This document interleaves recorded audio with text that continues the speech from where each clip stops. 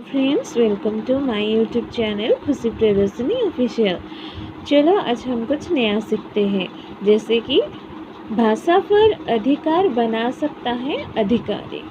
चलिए हम देखते हैं।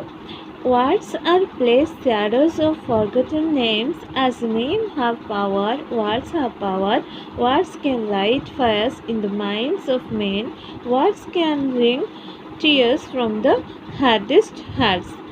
चलिए हम ये जो कथन है, उपयुक्त कथन भाषा की शक्ति का सामर्थ्य का एहसास करने के लिए काफ़ी है।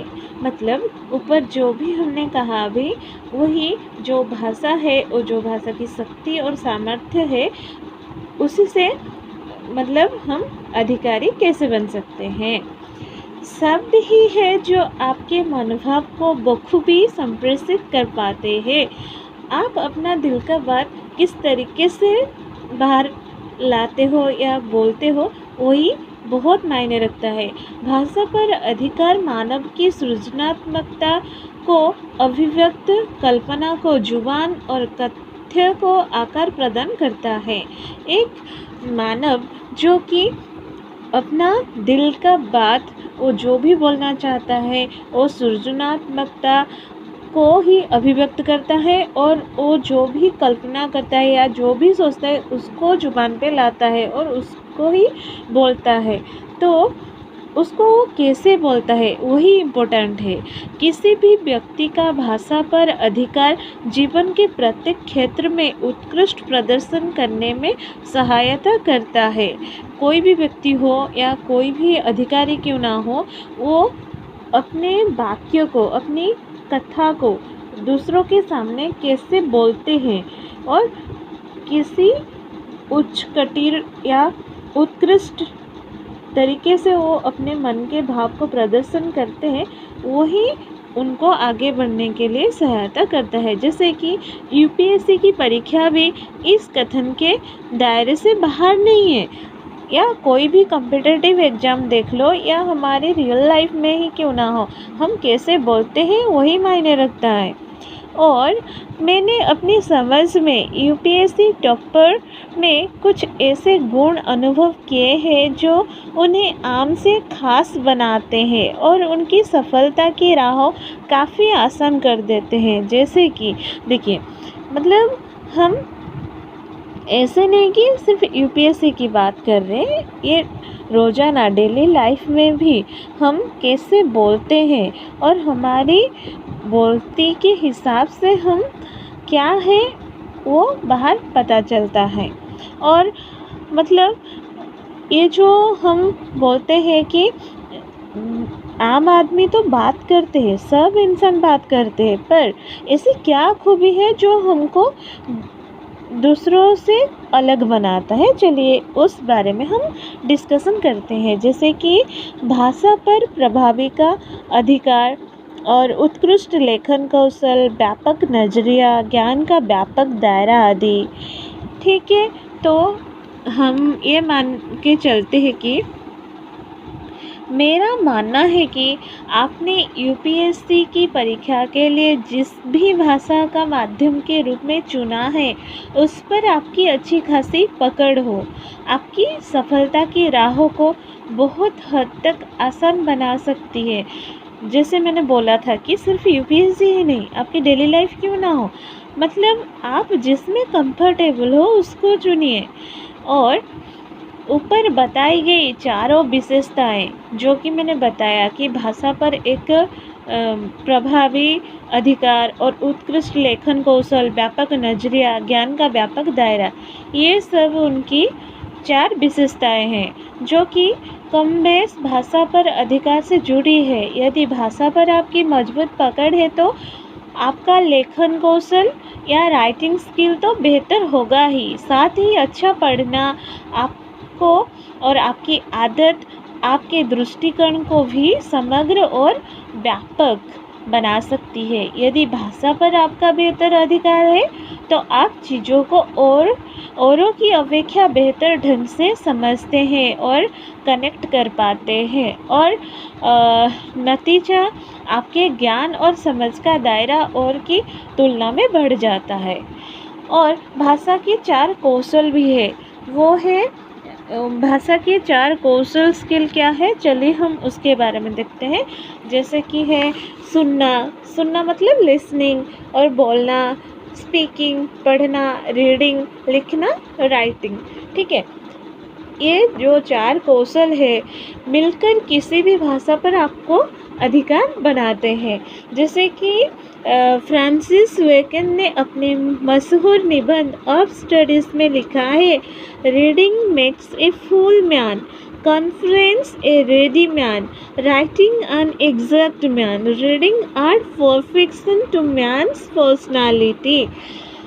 मतलब देखिए, रीडिंग हमको फुल मैन बनाता है और कॉन्फ्रेंस हमको रेडी मैन बनाता है, और हमारा राइटिंग स्टाइल और राइटिंग स्किल्स हमें एग्जैक्ट मैन बनाता है, और हमारा जो रीड का स्टाइल है ना, reading art perfection to man's personality. ठीक है, पर्सनालिटी हमको हमारा रीडिंग और स्पीकिंग बनाता है। सुनने की कौशल को अक्सर गैर जरूरी समझकर नज़रअंदाज कर दिया जाता है, जबकि सुनने का कौशल एक बेहद महत्वपूर्ण स्किल है। अगर हमें कोई कुछ सुनाते हैं या बोलते हैं तो हमको सुनना चाहिए।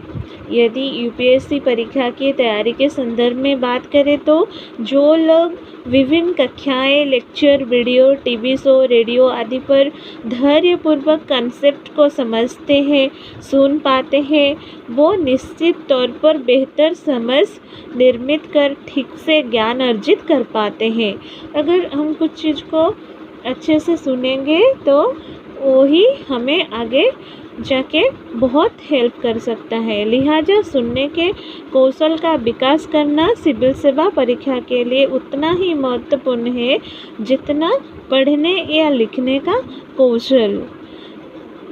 पढ़ना लिखना की तरह सुनना भी हम सबको बहुत ज़रूरी है।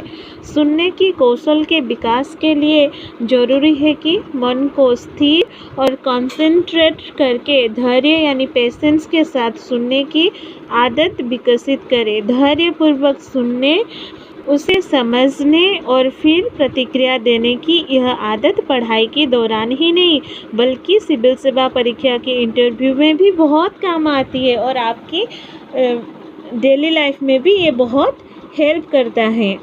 तो आपको पढ़ना लिखना के साथ सुनना भी बहुत आवश्यक है। और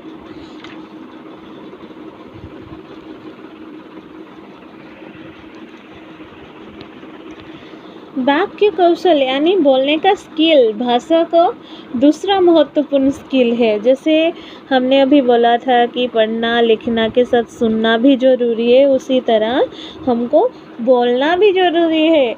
जो हम पढ़ते हैं लिखते हैं उसको बोलना भी ज़रूरी है। तो भाषा के अन्य कौशल की तरह यह कौशल भी रातों रात विकसित नहीं हो सकता, एक दिन में कुछ नहीं हो सकता।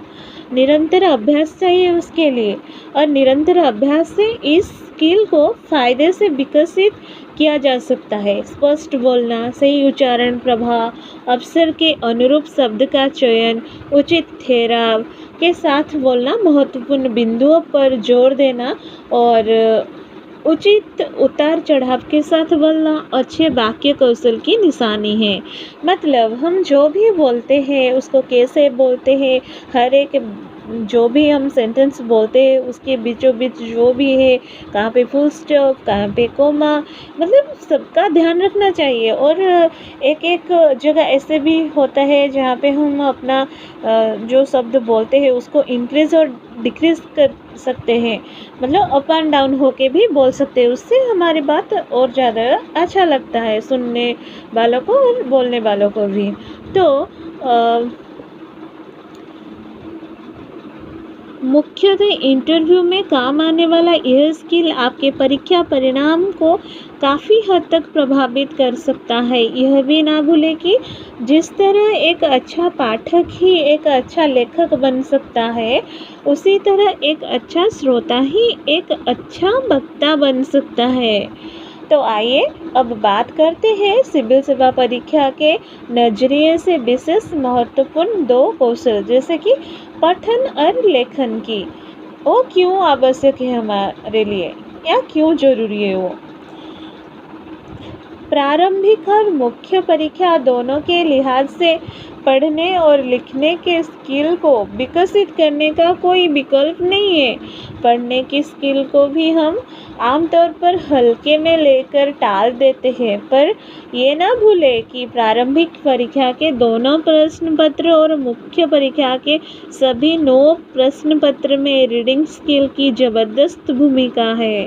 प्रीलिम्स में कम समय में अधिक पढ़ने और समझने के दबाव से पार पाना जरूरी है।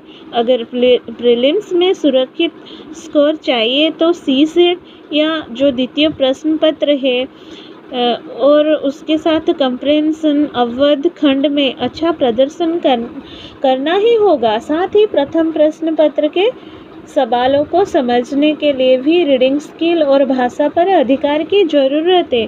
उदाहरणतः हिंदी माध्यम के अभ्यर्थी प्राय यूपीएससी की परीक्षा में अनुवाद को लेकर चिंतित रहते हैं। यद्यपि इसमें कोई संदेह नहीं है कि अनेक बार शाब्दिक अनुवाद या क्लिष्ट अनुवाद के चलते अभिप्राय कहीं गुम हो जाता है, पर इस समस्या से पार पाने का एकमात्र विकल्प है हिंदी और यथासंभव अंग्रेजी भाषा पर ठीक-ठाक अधिकार। अगर आपका शब्दकोश या वोकैबुलरी बेहतर होगा तो निश्चित तौर पर आप कंप्रेहेंशन को अच्छे से हल कर पाएंगे। मुख्य परीक्षा के 2 अनिवार्य भाषा के प्रश्न पत्र हिंदी और अंग्रेजी के साथ साथ